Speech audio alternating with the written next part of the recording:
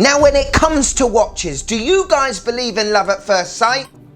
Well, I do now. Let's get into it.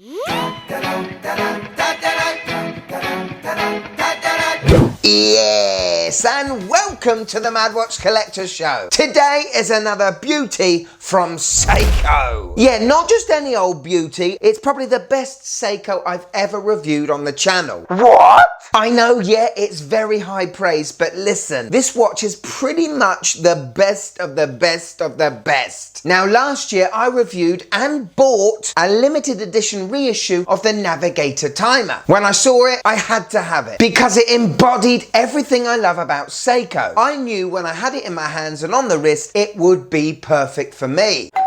Well, funnily enough, at the same time as that watch was released, there was another one celebrating the 30th anniversary of the Landmaster, the ultimate Seiko adventurer's watch. Yes, over the years, these watches have been on the wrist of absolutely amazing people who have scaled the highest peaks on the planet, walked across the Arctic Circle, eaten at a Taco Bell. You name it, these watches have been through extreme conditions. Now, with a huge thanks to Francis & Gay Jewelers, I've managed to get my hands on one of these Landmasters, which are only limited to 1,000 pieces across the world, and show you today just how good it is. So come along for the ride, and also don't forget, we've got my wife's first impressions at the end.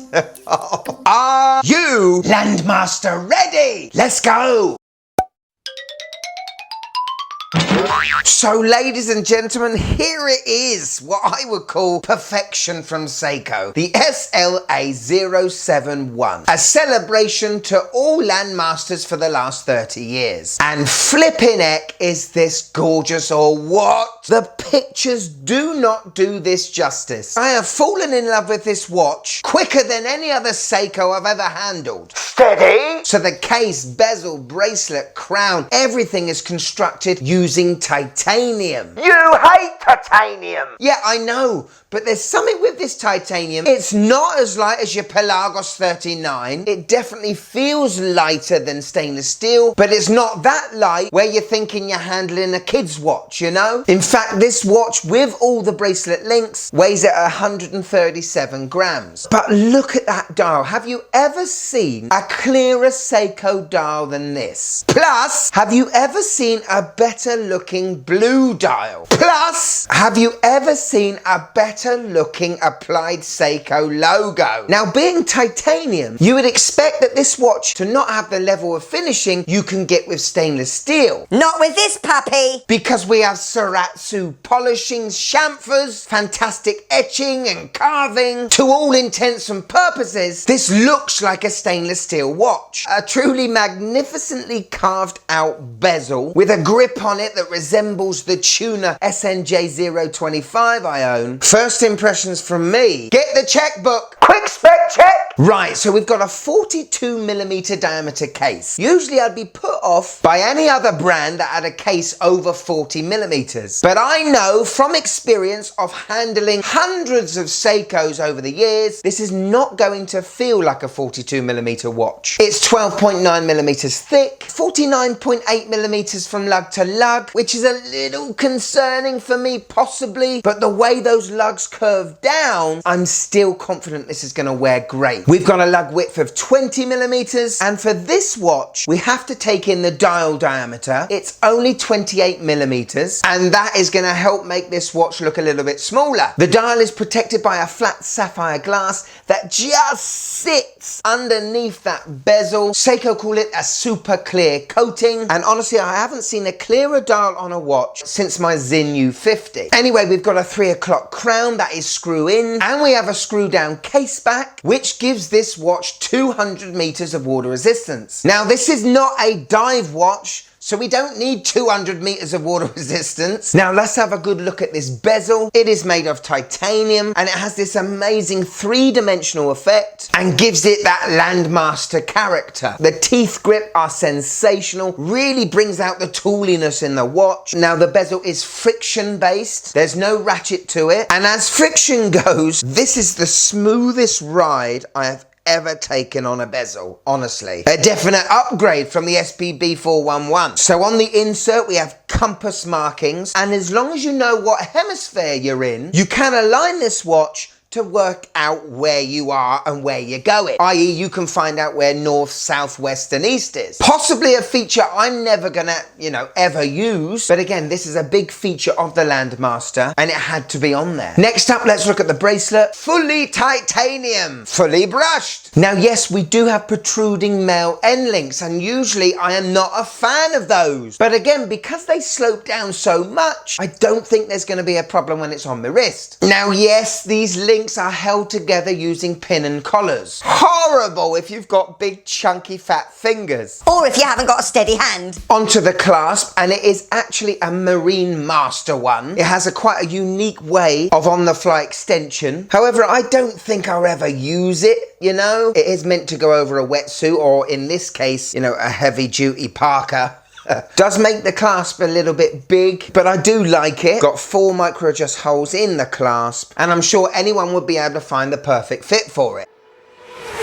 Right, let's look at the face. Dial time. And honestly, ladies and gentlemen, have you ever seen a better looking dial than this? And let's talk about that gradient blue, shall we? It's supposed to depict the ascension up to, Mount Everest or your highest peaks. The sky gets darker, apparently. Looks more like the ocean. It does, but it's meant to represent the sky getting darker as you approach the top of these peaks. Whatever it is, it's flipping awesome. All the markers are applied. It's the first time I've seen this shield at 12 o'clock. You also get squish shields at 9 and 6. Once again, as I said, look at that gold Seiko logo, would you? It just looks perfection, as does the size of that Prospex logo below the hand stack. And I'm more than happy with the date window. Also showing off a little bit of polishing around the frame. The handset, well, it goes quite well with the markers. Like them, they are all polished.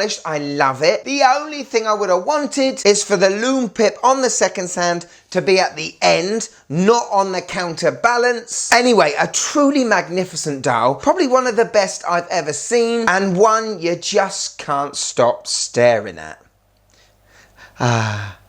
Okay, so remember, this is not a diver. There's no prerequisite that this needs to have a lot of loom. However, judging by the colour of that gradient dial, it gets pretty dark on the top of those peaks. So we got loom on the hour markers, loom on the handset. Out of 10, how much does this puppy glow?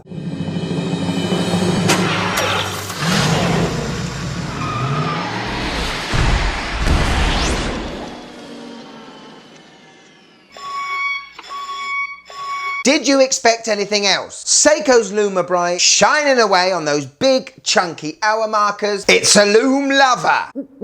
Right, we come to the movement. Now let's take a little bit of a history lesson, shall we? The first Landmasters that came out in '93 and throughout its time used kinetic movements. Now on paper, these Seiko kinetic movements were pretty phenomenal. Time to get a little bit sciencey. I bought this lab coat on a whim 2 years ago. And now I get to use it. So a conventional mechanical automatic movement has a rotor that winds the mainspring and gives power to the watch. With a kinetic movement, you still have a rotor, but instead of winding a mainspring, it charges a capacitor, which stores energy in the form of electricity. And that is what powers the watch. So as long as you were wearing your watch, you always had charge in it and it'll never stop. The problem with kinetic movements came when you didn't wear it. The capacitors would start losing charge very soon, to the point when they go kaputski and you would need a new capacitor in them. A Seiko kinetic watch wasn't ever an enthusiast or a collector's watch. It's for a gentleman or a lady that only had one watch and would continually wear that watch. Someone like me with about 50 watches would have a kaputski capacitor in no time. Anyway, science done.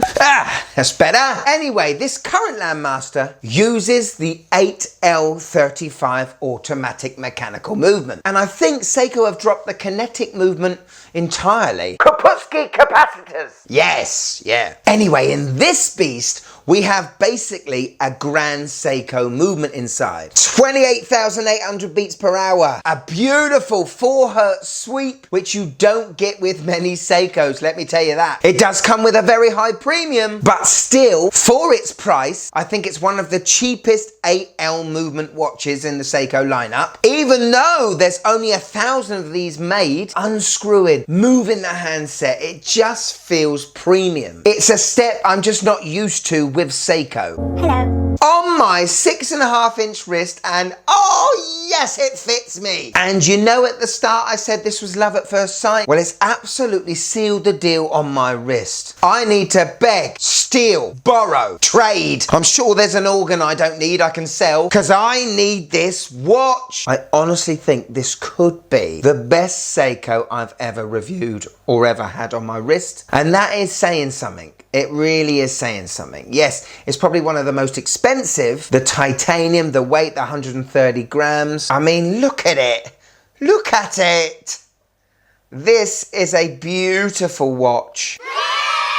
So there we go, the SLA071. What do you guys think? Now, I know there's going to be a lot of Seiko bashers out there that will find something wrong with it. Try and find a misaligned something so they can look clever in the comments below. But I friggin' love this watch. And this is why Seiko are so good, because you can start your watch collecting hobby career with this brand and you can finish it with this brand. From £100 Seiko all the way up to this one that is £2,400. What other brand does that? Citizen? Ugh, don't talk about them.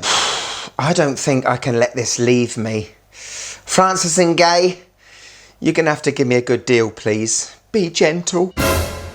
So here it is, my wife's first impressions on what I think is probably the best Seiko I've ever reviewed. There's a lot of metal, isn't there? It looks like a transformer. The big chunky rim, bezel. The blue is very nice. I do like the dial, but it reminds me of a transformer's eyeball. So I'm not sure from the wife that's a clear indication for me to pull the trigger. The trigger may have to be pulled with the silencer on. Thank you so much for watching till the end. If you want a bit more of the Mad Watch Collector channel, all you gotta do is click there and join. You want some merch? Of course you do. Click down there in the description. There's loads of merch, absolutely loads of it. But if I've got you for a few more minutes, why don't you click this one? This is sensational. This is Seiko Heaven, isn't it? Seiko Heaven. Go on, click it. You will love it. Go on. Haven't got all day. Oh, look at that dial. God, I have got all day with this one, but still, click it. Go on, click. Click. Oh, click it.